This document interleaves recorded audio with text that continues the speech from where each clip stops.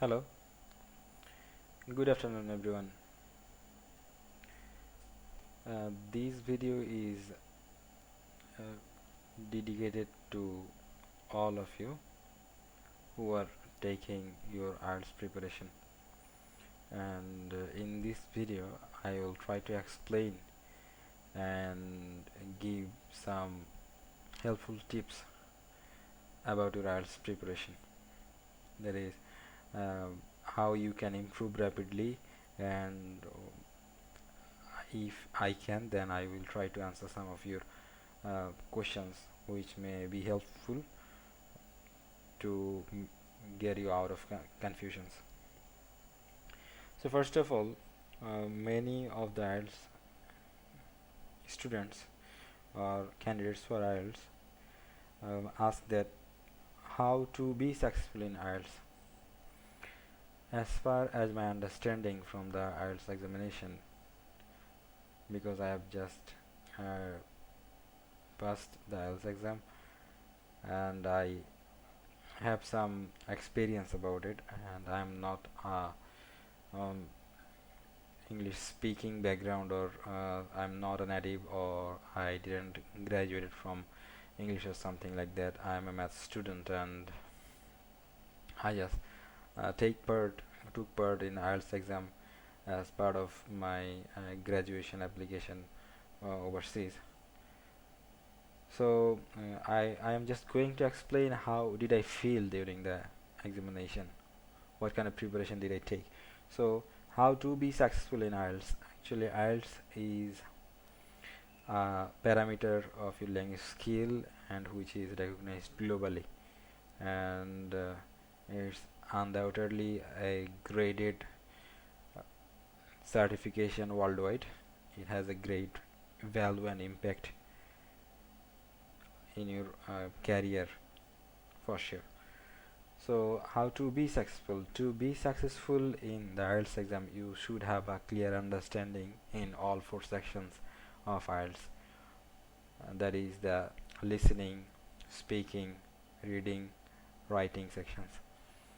And to have a great score like 7.5 or more, you need to show your expertise in those particular sections, and you should not sit for the exam unless you feel that you are really fit for the exam, or you have a good fit to show during the exam condition.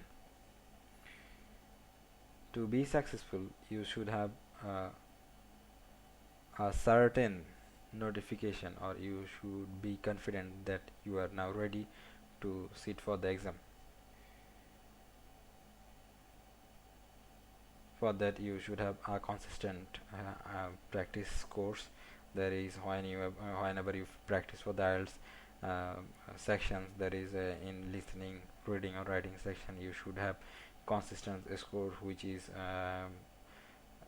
around 30, 35, or more than that if possible. That is, whenever you can find out that you are getting those excellent scores consistently, then you can feel that you are almost ready.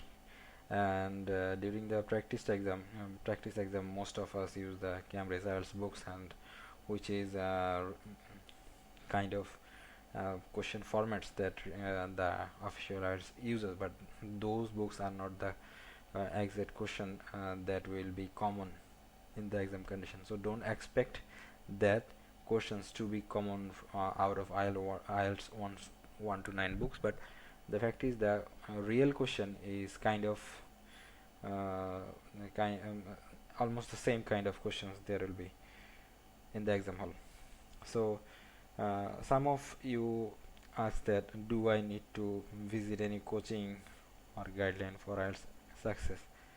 Actually, in my personal experience, I've met um, many students practically, and most of them I found that all of them are being successful in IELTS, and taking coaching also. They already have a good foundation of English, and there is, if he takes the exam at once, then he will already have the ability he already have the ability to get 6 or more than that. And if a student have such a fortified background, then he also take part in any coaching courses, then he will also success. But uh, those who don't have the primary understanding or initial background needed for the IELTS official exam, I think that kind of students will not make remarkable progress after taking some coaching. So you should have the foundation first. If you it's not kind of anything that you can never do something or never do any skill like that. You at first need to know what is your current level. For that, you should have taken some practice test, so that you can understand your current level. And if you can not consistently exceed the number 20 or 20 plus, then you should have think about the IELTS exam, or about the registration process and registration deadline one more time, because you need to go a lot about your preparation.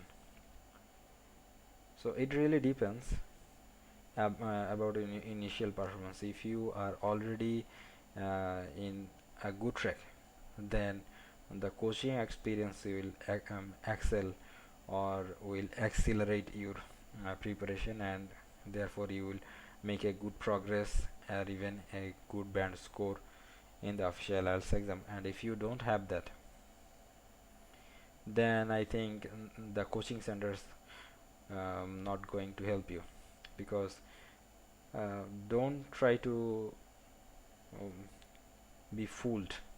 That is, no, I'm just trying to say that they will always try to sell their programs, or sell their products to you by, through marketing. But don't be fool. If you don't have the ability, then no one can get you through.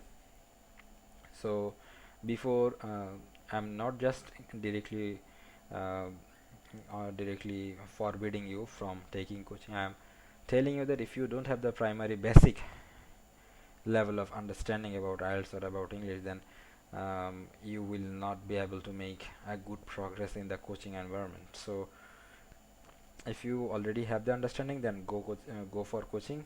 I don't have any complaint. But if you are not in that position, then think it over and over again. So for before sitting for the IELTS, you should have a wide range of vocabulary and a clear understanding about IELTS. And you should have a huge range of grammatical accuracies. You should have complete understanding of complex formation about sentence, and you should be able to communicate in different scenarios, and different using different vocabularies more efficiently. And I think the IELTS score will multiply if you could use less common academic words during the test. Maybe it is a writing section or in the speaking section, whatever it is, but the number will be increased or remarkably uh, uh, uh, increase if you can use less common word accurately, and can make effective communication using them. And you should also be careful about your language structures. If you cannot use efficiently the complex sentence, then you should go for the simple one, because in that way you'll be able to minimize your mistakes. And if you think that you can make complex sentence errorlessly, then you should go for that also. Because if you just look at the IELTS band scoring criteria, then you will see that The advanced course after 6 really focusing at the expertise that you have in using the complex sentence structures operationally. So if you just aiming a number or band score above 6, then you should have a clear understanding and you should be an expert in using the complex language patterns uh, in communicating using English. So how much time should I allocate for my IELTS exam? Some of you also asked the question. Then I think if you already have the basic knowledge about English and initial understanding about your IELTS preparation, then your consistent self-study plan about 1 or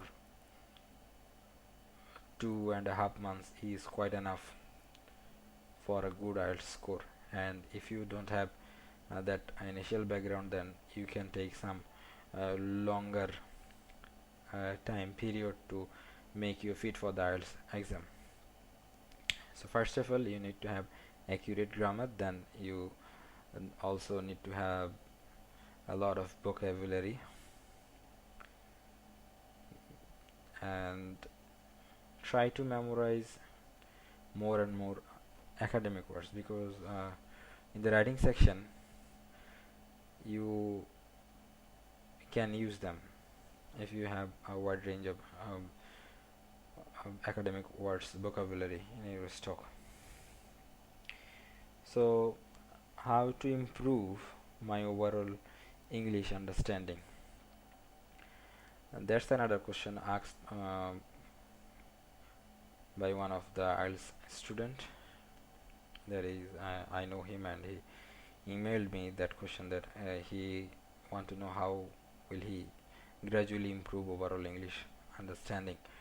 So in that case, I'm not really a language expert, but I'm um, here to help the beginner, because I think my tips will be helpful for them, and these tips are not thinking out of any commercial um, aspect or something like that. I'm just sharing my opinion, and I think my effort will be successful if those tips can even help a single student. So to improve English, I think a listening skill or listening practice is really important. The more you listen to the real English, and the better you will improve, or the faster you will improve. So it is really important to um, have the habit of listening to real English as much as possible. And after that, you should also have some reading skills. You should reading some of the some English every day, and English like Wall Street Journal or science related magazine, or sometime those could be climate change or world global warming related something, some current affairs related, or some kind of science fiction related topics. And if you could really collect some podcast from BBC